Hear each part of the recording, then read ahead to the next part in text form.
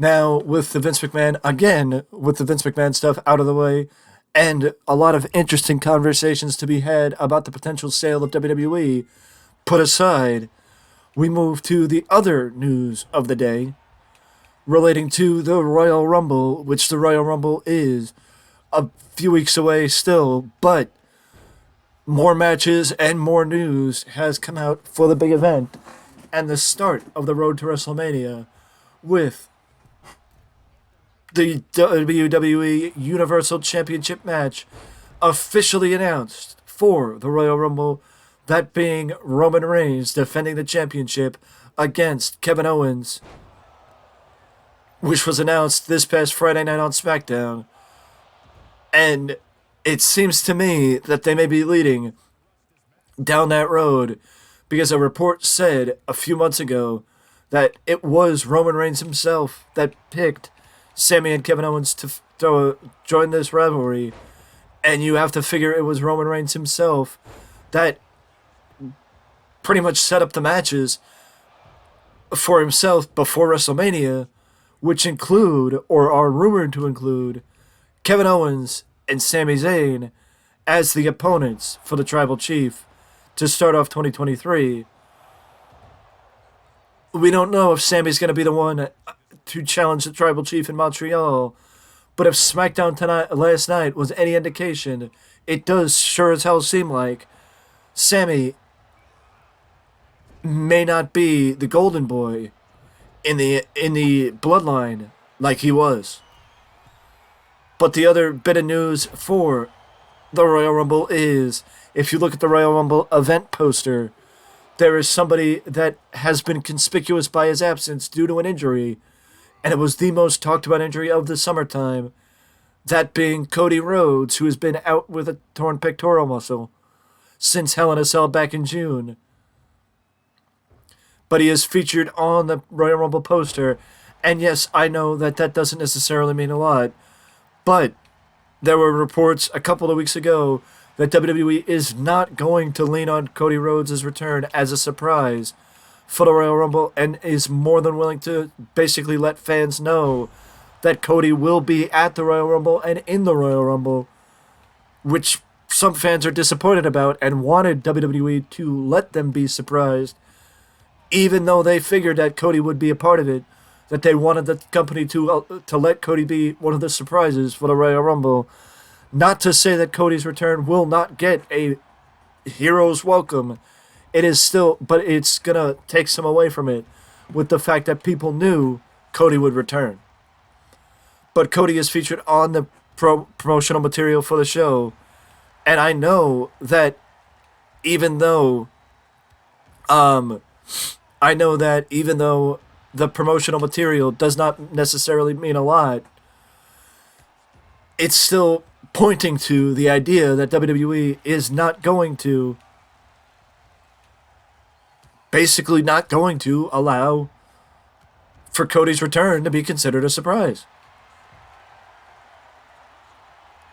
But there is more info about the Royal Rumble to come, and that is something that we will talk about as we get closer to the Royal Rumble, because I do anticipate either doing a separate video for the Royal Rumble predictions, or letting the Royal Rumble predictions the Royal Rumble preview rather, be actual predictions for the event, which is something that I don't normally do, but something that we will do because I, for one, love the Royal Rumble match, and the Royal Rumble is one of my favorite pay-per-views of the year every time it comes around.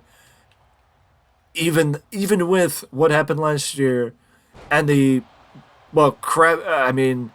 I feel like calling it a crapshoot would be an insult to crapshoots. The uneventful Royal Rumble last year, is it for whatever reason, there's still a bit of optimism every year when the Royal Rumble comes around. I don't know why, but there's always a bit of optimism for the Royal Rumble. Maybe it's just because I've always grown up loving the Rumble. So there's always a bit of optimism when the Rumble does come around. Whether we're coming off a good year or a bad year, it doesn't matter. I always am optimistic for the Rumble anytime it comes around. And speaking of speaking of optimism, you have a bit more optimism on one of the more lackluster returns from WWE under the Triple H regime, that being Hit Row, as Hit Row just turned heel on Ricochet and Braun Strowman. I say Ricochet and Braun Strowman because Ricochet has been teaming with Braun for the last couple of weeks. And Braun did run in and make the save for his partner after Hit Row turned heel on Ricochet and beat him down. But this, basically shows that Ricochet and Braun Strowman are going to stay as a team. But also they're going to try and save Hit Row as a team by turning him heel.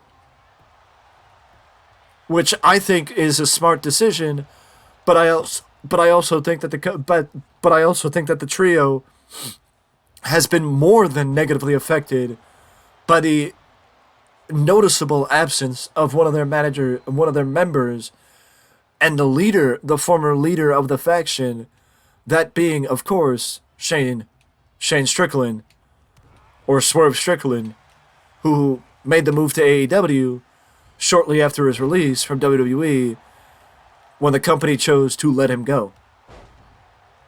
WWE chose to let him go and break up the stable. And when Triple H took over, he decided to, bring the stable back, but it was too little too late with that. And, in my opinion, Hit Row has been negatively affected since then, based on the fact that they really have been lost without Strickland, in my opinion. But maybe with a heel turn, Top Dollar and the other members of the faction can find their footing. Basically being able to show a little bit more personality now that they're on the evil side instead of the good side. And the last bit of news is, I just want to mention one thing. It's not that I'm not a fan of Hit Row, it's that I could take him or leave him.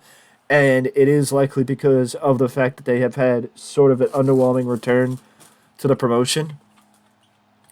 So that's why talking about them, it's a little awkward, because I think they need to show a bit more to really change the perception of the faction right now, because their perception is not very good. But to end the news on some positive stuff, or some positive news, AEW is planning a big push in 2023 for Konosuke Takeshita, who has been nothing but praised in AEW and since he returned to the promotion. And actually, Takeshita is fighting Bryan Danielson on the next episode of AEW Dynamite, which you would have to figure that is going to play a part in, or this plays a part in,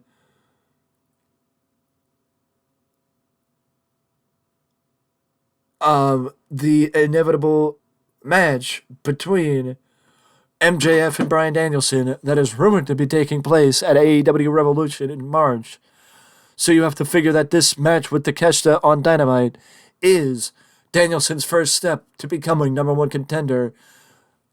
But the potential is there for Takeshita, and he is said to be one of the people that are going to get a big push in 2023. So I would say maybe look for Takeshita to join the TNT title picture and challenge Darby Allin for the title. Maybe not now, but in the next couple of months as a part of his big push up the card. Either way, these have been my thoughts on wrestling. And all these subjects together, let me know your thoughts on anything and everything that I talked about in the comment section down below, and I will see you in the next video.